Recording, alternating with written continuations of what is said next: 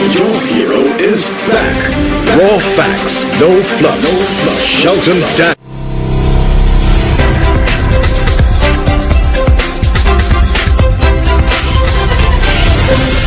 That we have of them. I'm going to read the entire thing. The 12 noon weather report of Monday, the 1st of July, 2024. The forecaster, Lucius Frederick. And then it said that the present weather at Hewan Airport was cloudy with showers. Once again, that's at midday. The present weather at JFL Charles Airport at midday was overcast with showers. And the temperature midday at Hewan Airport was 27 degrees Celsius or 81 degrees Fahrenheit. Last night's minimum temperature at Hewan Airport was 25 degrees Celsius or 77 degrees Fahrenheit. That's about where many of us would sit on a hot day, our air condition, to get us cool without shivering. So 25 degrees, the lowest temperature last night. The relative humidity at Hewan Airport was then at midday 86%, and the wind at Hewan Airport at midday was blowing from the east-southeast at 63 miles per hour or 102 kilometers per hour. Now, once we're talking about 63 miles an hour, we are talking about tropical storm force winds, all right? Once it reaches 74, 75 miles an hour, it's in the hurricane category. But at midday today, Hewanora International Airport was clocking tropical storm force winds, and I mean we're talking about a high tropical storm force winds. Rainfall in the 24-hour period that ended at 8 a.m. today at Hewanora Airport, it was 16.3 millimeters. And at the George F.L. Charles Airport, it was 4.9 millimeters. Now, if we look at the wind, although we don't have wind figures for the George F.L. Charles Airport, but if we look at the wind at 63 miles per hour and the rainfall about 4 times that of what occurred in Castries at the George F.L. Charles Airport, it would seem that a lot of what we would consider the severe weather appeared to have been felt more in the south than it did up in the north. But that's my interpretation. Let's see if we can get more insight into it. The total rainfall for the month of June thus far at Hewanora Airport, 123.1 millimeters, and at the George Charles Airport, 129.1 millimeters. The sun will set today at 6:36 p.m. and rise tomorrow at 5:39 a.m. The wind in the northeast to east-southeast near 40 miles per hour or 65 kilometers per hour with higher gusts. So listen to this, folks. The winds will be blowing for the next 24 hours from between the northeast to east-southeast near 40 miles per hour or 65 kilometers per hour. We are still talking about tropical storm force winds. All right. The weather cloudy to overcast with moderate to heavy showers and periods of rain, as well as thunderstorms and strong gusty winds. Residents and motorists in areas prone to flooding and landslides are advised to exercise extreme caution. All persons are advised to take all necessary precautions against the hazards associated with severe weather conditions. Now, let's go to the marine forecast. And this is important because I'm hoping a little later on we can show some video clips that we received from citizens who send them in of something that I and many others found very disturbing. What appeared to be a fishing boat out at sea in very choppy, in very severe, very disturbed waters and so on. And I looked at it for quite a while and said, but this boat is looking like it has people on it. And I looked again and someone wrote that fishermen put out to sea in that boat. I'm hoping, I looked at it and I said, maybe somebody got swept away and they were trying to rescue the person. Maybe a piece of equipment drifted out that is so indispensable to them. But it looked like guys who were not looking. We still have a few minutes to go. Sorry about that, folks. So maybe another, 20 minutes or thereabout. That the tides for Castries Harbour will be high at 1:07 p.m. and low at 5:07 this evening. The tides for Vieux-Fort Bay seas, listen to this very carefully, very rough with waves and swells 13 to 20 feet or 4 to 6.1 meters from this morning. All right? The forecast for the seas, very rough with waves and swells 13 to 20 feet. People, you all heard that? Standing at the shore away from it all, etc., etc. You want to be careful, much less going for a swim or going for a dip or this sort of thing. Okay, take this forecast very seriously. It is still in force, still in effect. Residents are advised to stay away from the beaches and coastlines. Small craft operators are advised to remain in port overcast with gusty winds, thunderstorms, scattered moderate to heavy showers, and periods of rain. The tropical weather outlook at 11 a.m. Atlantic Standard Time, that's our time, the eye of hurricane, very powerful winds, but the system itself seemed to be traveling in quite a bit of a hurry. The eye wall of Beryl is moving for this afternoon's Real Issues program. And let me tell you that our program will be going for as long as it takes today to accommodate you with your calls, with your messages, etc., etc. Let me acknowledge our station manager, Mr. Nigel Nicholas, who's come out today to assist with this broadcast. And he has some clips, and he also has some connections that he'll be facilitating for us to get through. So at any moment, Nigel, maybe we can play that clip of the boat out on the sea. Let's play that clip so people can see what we are talking about, the craziness in my mind that this represents.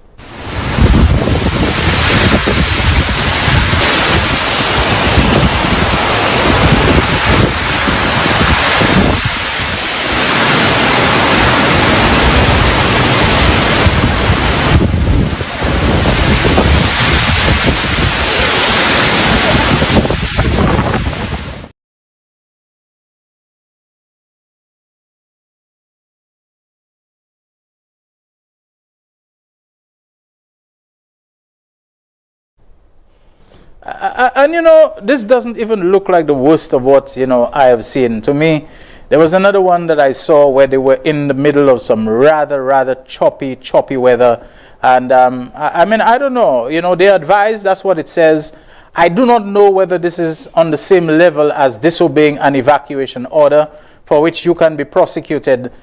So maybe we can get someone to tell us whether if fishermen go out to sea, when there is an advisory against doing so, whether there is action that can be taken against them. Because when it was shown this morning on the Real Issues WhatsApp group, I do remember someone remarking that they should be arrested. I don't know if it's arrestable, but you know, when you put yourself in this kind of danger, it is something that people, you know, now Coast Guard, whoever it is, has to be putting themselves out to try to rescue you, to, you know, Marine Police and so on, to look for you and to help you, and then straining resources, imperiling equipment and the lives of the rescuers themselves. If you put yourself in that situation unnecessarily, it would turn out to be. So we just want yourself out. Stay away from the areas that you are asked to stay away from. If there is a lockdown in place, it's not just that the authorities want to oppress you. It is because they understand the dangers. You might go driving out and then you might find yourself in an unexpected situation with downed power lines and trees, and you get in and you can't get yourself out, or something that was on the verge of topples at the moment where you have just passed, and then there's a blockage ahead, so you can't get out, you can't reverse, you find yourself in a very difficult situation.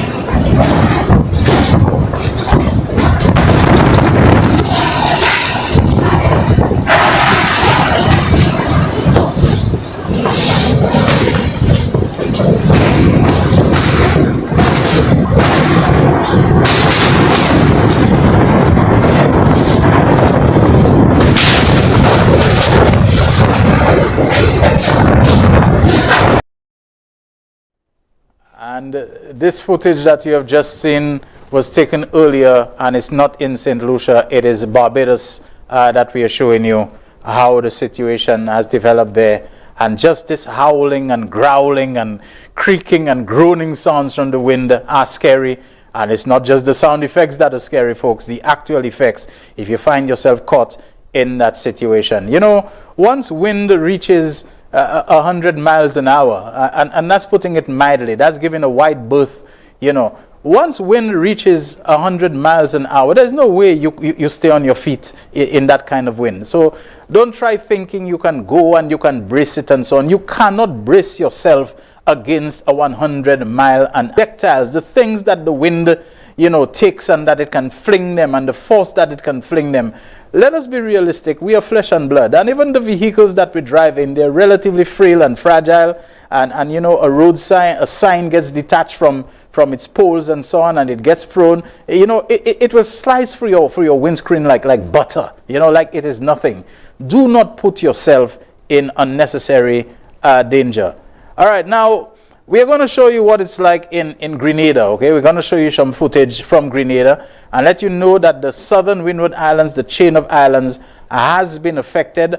I'll probably try to see if I can get somebody from St. Vincent a little later to find out how things have gone there. But let's show you Grenada now.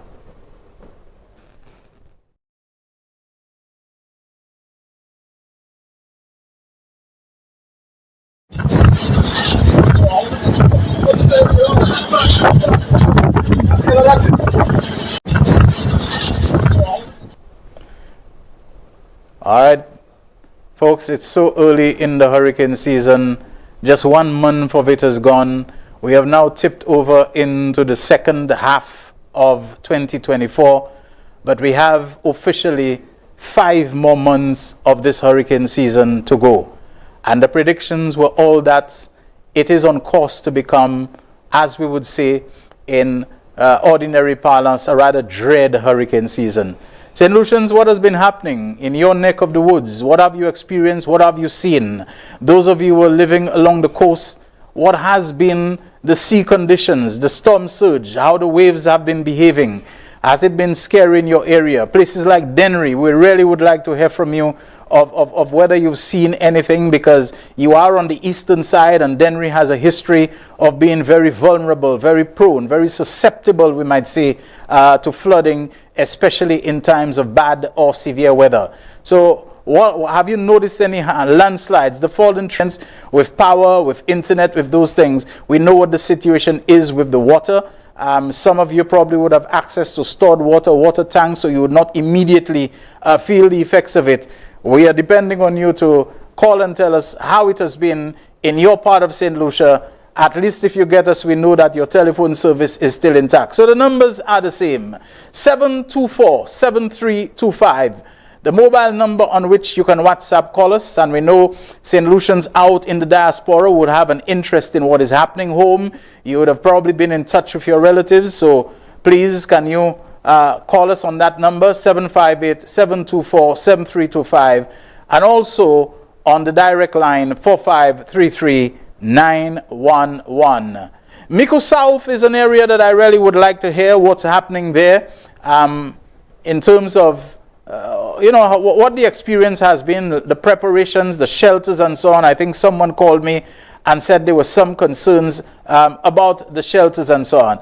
I'm getting another voice note which says we may have a voice note to play from another radio station. Is it a local radio station or overseas? Okay, a Grenada radio station. But I think we're getting the call. So let's take that call, and in between we'll play that voice note from WeFM in Grenada. Hi, caller. Good afternoon. Real Issues. Shelton, Hi. how are you? I'm doing okay. Is that a voice from Choiseul? No, not from Choiseul. I'm calling from Grand Riviere. Okay, which Grand Riviere?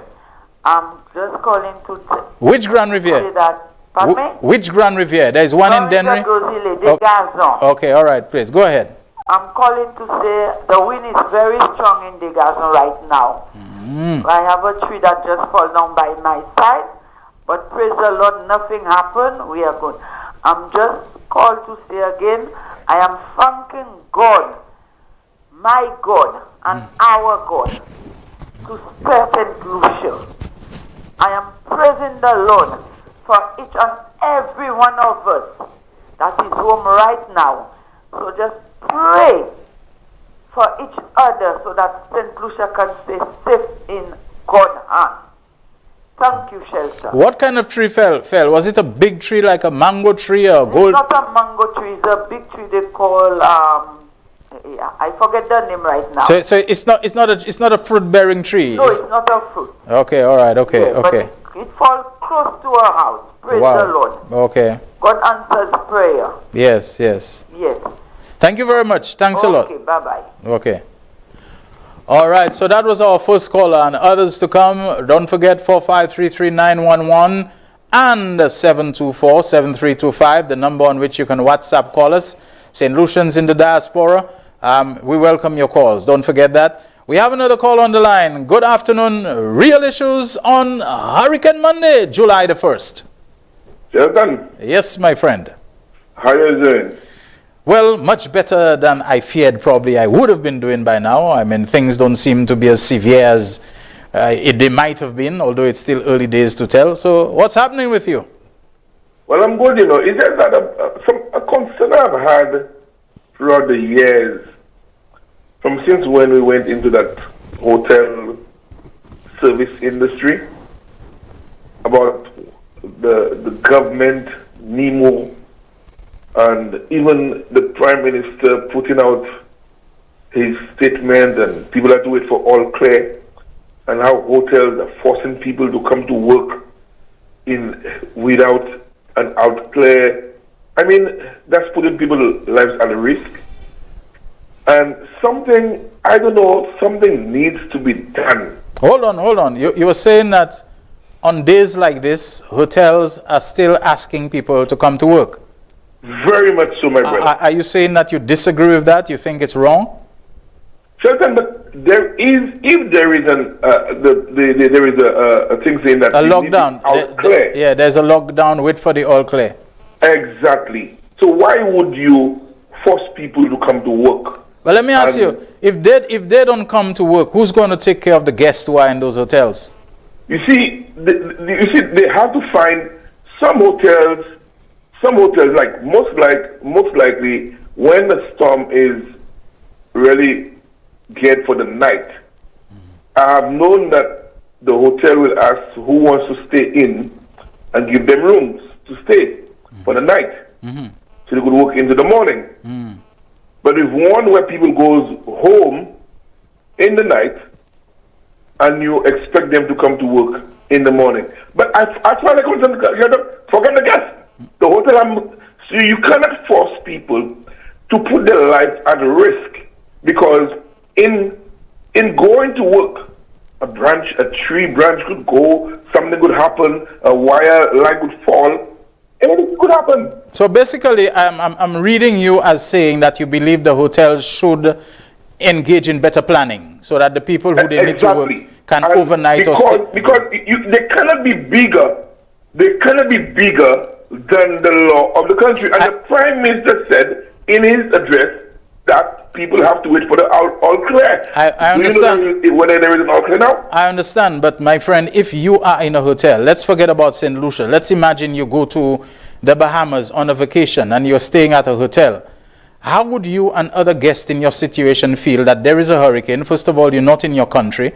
You're already frightened enough at the way this wind is knocking on the window pins and rattling the hotel and so on. And then there's nobody. You call for service, there are just not enough people to respond to your call for service. Should there not be some understanding made that certain industries that you have to make exceptions for them, just as we did in COVID, that in a hurricane situation, you cannot have a place where guests are abandoned in a hotel. Do you agree with me or not? But as far as I'm concerned, there is an all clear. If the all clear is nothing, as far as guests now end up here at that moment, at the moment, well, the hotel must find a way. They must find a way, because you cannot have somebody, for example, living in Sarot or living in somewhere far. They cannot even get a bus, and you have to put pressure on them. That can't be right, man. I understand you. Was that socialist? I understand you. Yeah, I understand. Yeah, I'm not saying these things the right way. Yeah, I understand you. To ask people to come out in those conditions is to their peril and it's dangerous and so on. And Shelton, the worst thing. Look now that all the brunt of the storm is now. The person that went to work, after they left, they're going home now. If they're going, what they say? Okay, when they go down at 2 o'clock, if something happens, whoever is responsible for them, Yeah, they are on their own. Yeah, it's difficult. They are on their own. It's difficult they to go. Happy for them to come there. Yeah, it's difficult to go. It's difficult to but go now to work. At 2 o'clock onwards, they are on their own. Yes. It's difficult to go to work. It's difficult to come from work in those kind of situations. Something must be done. Something must be done. Something must be done differently to accommodate these people. Insurance. Something must be done because it's risky, my brother. Okay. I understand your point. Risky. That's a good point. That's a good thing you've raised. I hope other people can pick it up to discuss further. Maybe a man like Nobby can talk to us about that. Thank you. Yeah, I understand exactly what Frank Charles is saying there, but at the same time, can you have people in a hotel, guests who came to St. Lucia? Because on the one hand, I saw a discussion taking place on social media where the question was being asked about visitors who rush to live. They rush to the airport, they cancel their stay because they want to get out because hurricane is coming. Well, not only them, I mean, there are pilots flying and they get in those reports. And the moment they see those reports and they hear about them, marinas and so on, ships and so on, you can look on the tracking thing and see them turning away, going somewhere. So people who are here, Americans, whatever, who will figure that I'm safer in my country and so on, let me get out of here. You have to understand it. Those who decide to stay, do you want to keep them in a hotel on a wepuko, see for yourself kind of basis? There's hardly staff around, not enough to serve them, not enough to serve their needs. If the power goes out in their rooms and so on, who brings them, whether it's a candle or a lantern or an LED light and so on, to keep them there, etc. If they're feeling stuffy because the air condition is not working, what kind of solutions are there to offer them to bring them down to the lobby and to guide them down in the darkness or semi-darkness? I think you get my drift. You want to make sure that the visitor experience, even in the worst of times, is the best that you can provide, because that will make the difference between those people remembering that the situation was bad, but still the staff of such and such a hotel in St. Lucia put out their best for them and made a situation that was utterly out of control, one that was tolerable, if not livable at the time. This is the real issues. I think we're time for a first commercial break, Nigel. Do we take a commercial break right now? Yes, let's take a commercial break. And when we come back, okay, he says hold on for a while. Here's what we're going to do until he says he's ready for the break. Let's look at that clip from, what's it, WeTV, WeFM in Grenada? WeFM. Let's have a look at it. Oh, it's a voice. Hi, Nigel. I live in the St. David area, and currently we're experiencing heavy wind and rain. There are reports that some buildings have lost their roofs, but right now it's pretty intense. All right. Yeah, that reports of some buildings having their roofs blown off and so on. Time about the clips of the storm surge. In fact, one of them has some clips of those people at sea, and he's saying that we have some more from some Grenada clips as well. All right, so whatever the clips that you have, Nigel, let's play them. Folks, the telephone lines are still open, 724-7325 and 4533-911.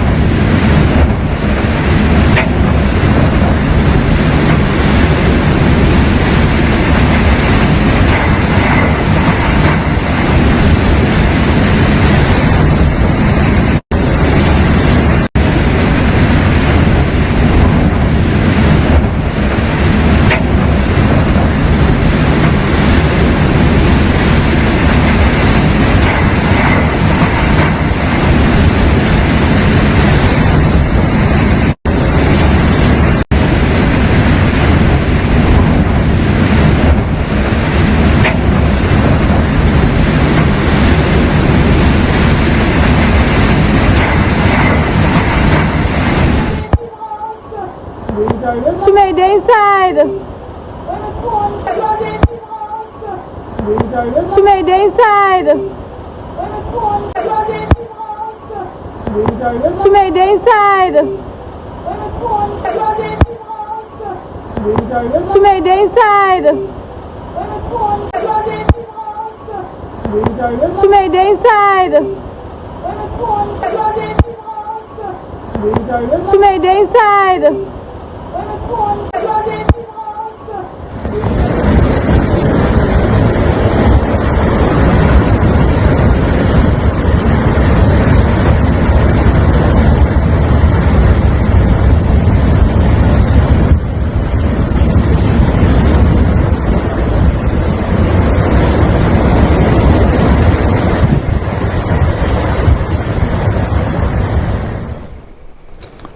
All right, folks, so some footage there from Grenada.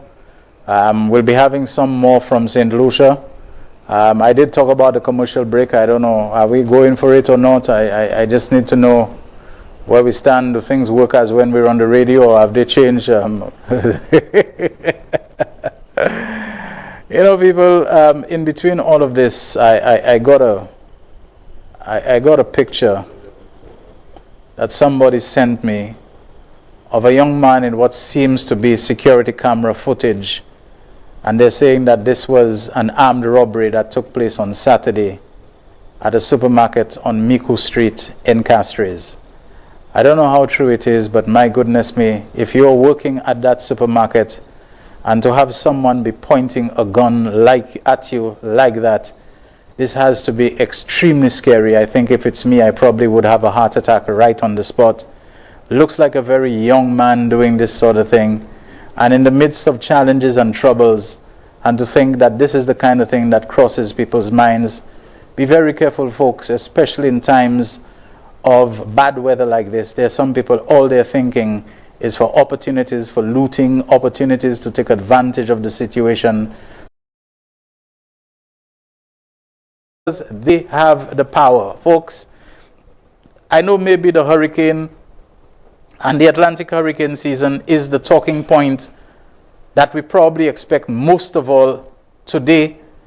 But I just want to go back to the fact that a young man was shot execution style at Millet. You know, he had a problem with somebody, and you snipe somebody, the creep kind of shooting where you come out from somewhere, you shoot the person, you run, or you do it in a manner that you hope people don't see you.